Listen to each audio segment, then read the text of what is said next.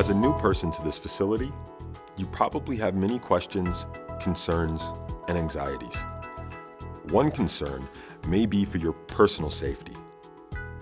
Let me assure you, the Wisconsin Department of Corrections values your safety, and that includes keeping you safe from others while you are serving your sentence. Let me be clear. The Wisconsin Department of Corrections has zero tolerance for sexual abuse and sexual harassment within its facilities. Sexual abuse and sexual harassment are against the law. This video will explain your rights and the policies and procedures in place to help keep you safe. Remember, sexual abuse and sexual harassment are not part of your sentence. As you watch, you may find this material difficult to hear. Some survivors of sexual abuse or violence may experience a range of feelings or memories. Support for survivors is available by notifying your assigned social worker or by calling the crisis hotline posted near telephones. The Prison Rape Elimination Act of 2003, known as PREA, created national standards to prevent, detect, and respond to sexual abuse and sexual harassment in all confinement settings.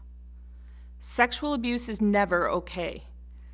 It is never okay in this facility or in any halfway house, youth facility, jail, or prison. In response, the Wisconsin Department of Corrections put policies and procedures in place to help keep you safe and to make it possible for you to get help if you've been sexually abused or sexually harassed. We are committed to investigating all reports, offering support to all victims, and pursuing discipline for all perpetrators.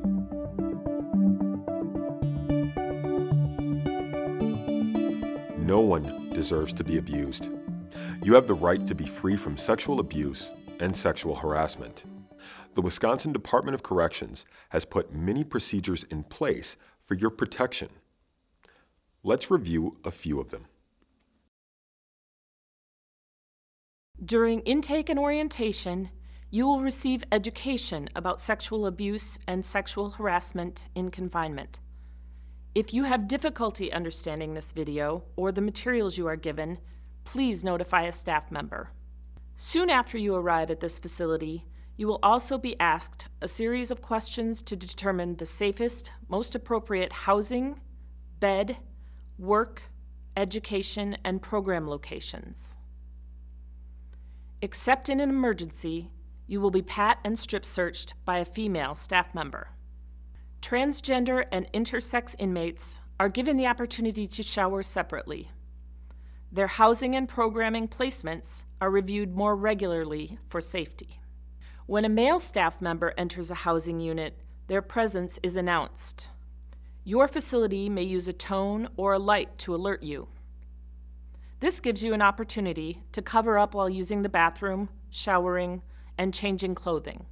Inmates who experience sexual abuse may receive free medical treatment, mental health care, and support from an outside advocate. Every report of sexual abuse and sexual harassment is investigated by a specially trained investigator. In addition to zero tolerance for sexual abuse and sexual harassment, the Wisconsin Department of Corrections has zero tolerance for retaliation. Any inmate who reports sexual abuse will be monitored for at least 90 days to ensure that they have not been retaliated against by staff or inmates.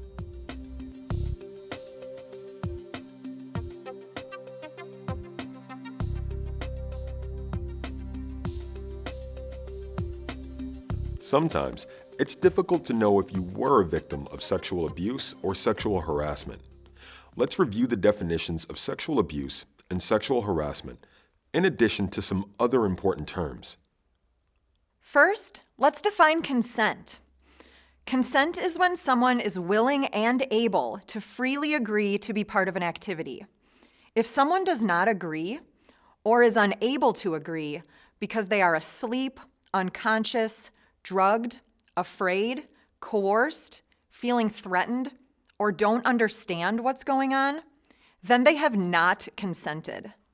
Because staff members have authority over inmates, Inmates can never truly consent to sexual activity with a staff member, even if they agree. Staff members include Department of Corrections staff, volunteers, and contractors. It is always against the law for a staff member to engage in sexual activity with an inmate. Sexual abuse by another inmate is sexual activity that is not wanted or agreed to. It includes contact between the penis and the vulva, or the penis and the anus, including penetration by a body part or object.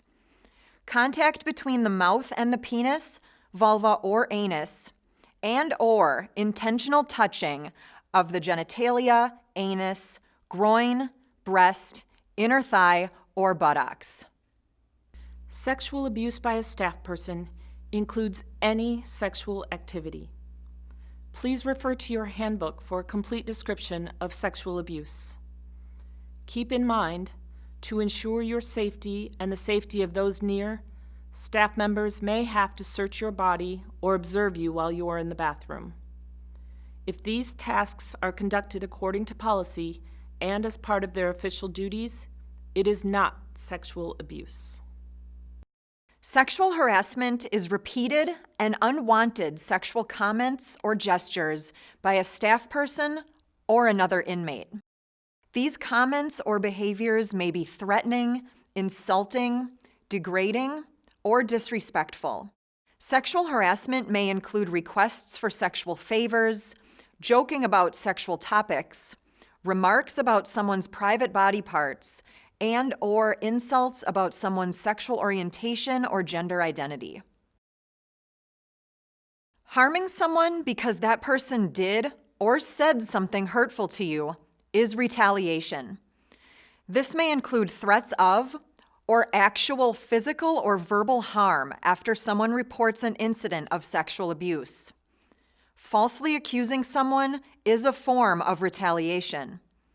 Limiting a victim's or reporter's access to programming is also a form of retaliation. There are many words someone may choose to describe their gender identity and sexual orientation.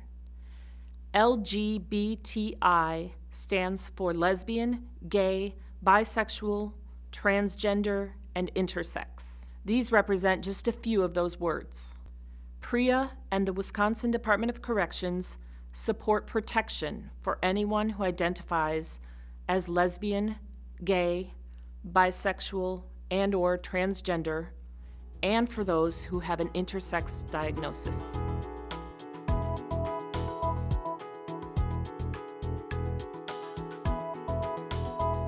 It's important for you to understand that sexual abuse and sexual harassment are never the victim's fault. And although the Wisconsin Department of Corrections has put policies and procedures in place to keep you safe, the following are some very important points to keep in mind. Perpetrators of sexual abuse and sexual harassment often look to harm or victimize others who they perceive as being vulnerable and easier to sexually abuse. They may look for those who are using drugs or alcohol, those who appear nervous or frightened, or those experiencing anxiety. If you are experiencing any of these feelings, seek out the support of a social worker or someone you trust. Perpetrators prey on those who trust others instead of their own instincts. If you sense a situation is dangerous, it probably is. Be direct, firm, and say no when asked to participate in something you are uncomfortable with or which is against the rules. Some perpetrators seek out others in need of a favor or friendship. To get close, they may target those who need canteen, hygiene supplies, a loan, someone to talk to, or physical protection.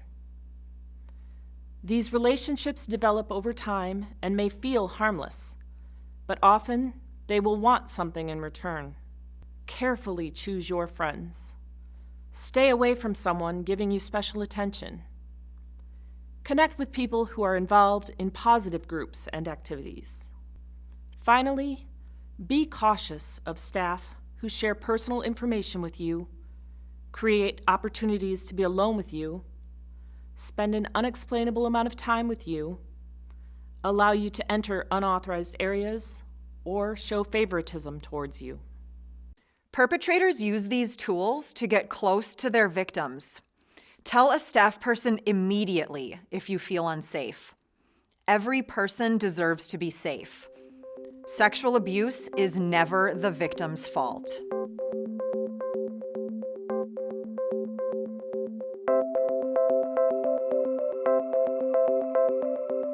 As we've explained, the Wisconsin Department of Corrections makes every effort to keep you safe. However, if you experience sexual abuse, please reach out. Tell someone. Get help. If you experience sexual abuse, get to a safe place. You might feel safe in the office of a social worker, teacher, or chaplain. Safety may be found on your bunk, in your cell or room, or it could be at the officer's station. Even though you may want to clean up immediately after the abuse, consider waiting. So that potential evidence isn't lost, try not to use the bathroom, shower, wash, drink, brush your teeth, eat, or change clothing. Report the abuse as soon as safely possible. Deciding to report sexual abuse is never easy. I'd like to repeat and emphasize that deciding to report sexual abuse is never easy. The fear of being labeled a victim or snitch often has the power to keep people quiet. We encourage you not to remain quiet.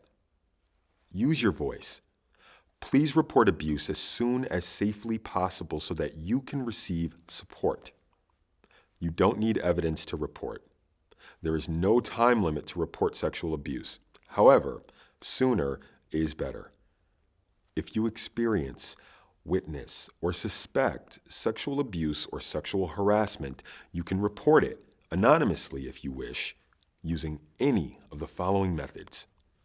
To report sexual abuse or sexual harassment, please use any of these methods. Reminders of these methods are posted throughout this facility. Tell any staff person at any time of day. Send a note or request to speak with any staff person. File a complaint. If you feel unsafe reporting directly to a staff member, dial 777 to report to the Department of Corrections. Your PIN number is not needed to make this call. This hotline is a message line and is only monitored during business hours. If you choose to use 777, there will be a delay in responding to your immediate needs. You can dial 888 to leave a message with an agency outside of the Department of Corrections. If you choose, this message may be anonymous. The external agency does not respond or investigate. Your report will be forwarded to your facility for review and action. If you reported your name or DOC number, a staff member from your facility will follow up with you. Like 777, this is a message line and is only monitored during business hours. You can also contact local law enforcement to report sexual abuse. And finally, you can always tell a trusted family member, friend, or outside support person. They may report on your behalf by telling any staff person or submitting a report online at the web address on the screen and clicking on Prison Rape Elimination Act. These reports are called third-party reports. Your report will be treated as confidentially as possible. Only those who need to know in order to assure your safety will be notified. After experiencing sexual abuse, survivors may experience a wide range of emotional and physical reactions. There is not a right or a wrong way to feel. All of these feelings, any feelings, are normal. If you experience sexual abuse while in a facility, the Wisconsin Department of Corrections is seriously committed to your protection, support, and recovery. Every effort will be made to assure your protection without restricting access to work, education, or programming. Inmates who experience sexual abuse are encouraged to do the following. Consider allowing medical staff to examine you for sexually transmitted infections, pregnancy, and injuries, which may or may not be visible. Consider talking with someone. Support may come from a trusted friend or family member or someone at your facility, like a medical or mental health staff person, teacher, chaplain, or victim services coordinator. Victims may also consider receiving support from an outside, local sexual assault agency and advocate. Advocates are trained to provide confidential support after sexual abuse. They will listen and provide information and education. Their services are free and are not connected to the Department of Corrections. If you report an incident of sexual abuse, your facility's victim services coordinator will meet with you to talk about the support services available to you, including advocacy. If you'd rather, you may also call the agency's crisis hotline directly for support. Their telephone number is posted throughout this facility. All of these services are free and may be accessed at any time.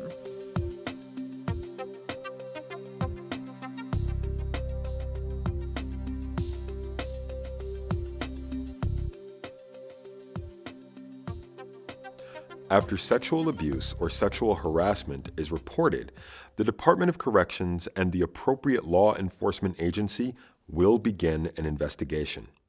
The purpose of the investigation is to determine the nature and the extent of the abuse and ultimately hold the perpetrator responsible for their actions.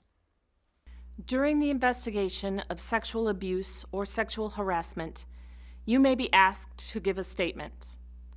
With your consent, the investigation may include a physical exam by a qualified medical professional in a local hospital. This free and confidential exam is conducted to ensure your health and to collect any evidence. While at the hospital and during any investigation interviews, you may choose to have an advocate present. In some situations, your housing may be changed to protect your safety. Protective confinement should only be used as a last resort until a more suitable option is available. The investigative process is conducted in a confidential manner, meaning only those who need to know are included. Following an investigation, a report may be found substantiated, unsubstantiated, or unfounded. You will be notified by letter of the outcome. Let me repeat that victims or witnesses of sexual abuse or sexual harassment are highly encouraged to report. While false reports of sexual abuse are extremely rare, it is important to note that they are a Department of Corrections violation. Those who make false reports are subject to corrective action, including discipline. Staff and inmates who are found to have engaged in sexual abuse, sexual harassment, or retaliation are subject to disciplinary procedures and sanctions, up to and including referral to local law enforcement for investigation and prosecution in accordance with Wisconsin criminal law. As you enter this facility, the Wisconsin Department of Corrections wants you to clearly understand that there is zero tolerance for sexual abuse and sexual harassment. And let me repeat, sexual abuse and sexual harassment are not part of your sentence. We've discussed your rights, policies and procedures designed to keep you safe, vulnerabilities perpetrators look for, and methods for reporting incidents of sexual abuse, sexual harassment, and report-related retaliation. We also described the follow-up support services you may receive, the investigation process, and consequences for perpetrators. You have a right to be free from sexual abuse and sexual harassment. Please notify a staff member or review your handbook if you have any questions. With your help, we can work together to ensure safety for all.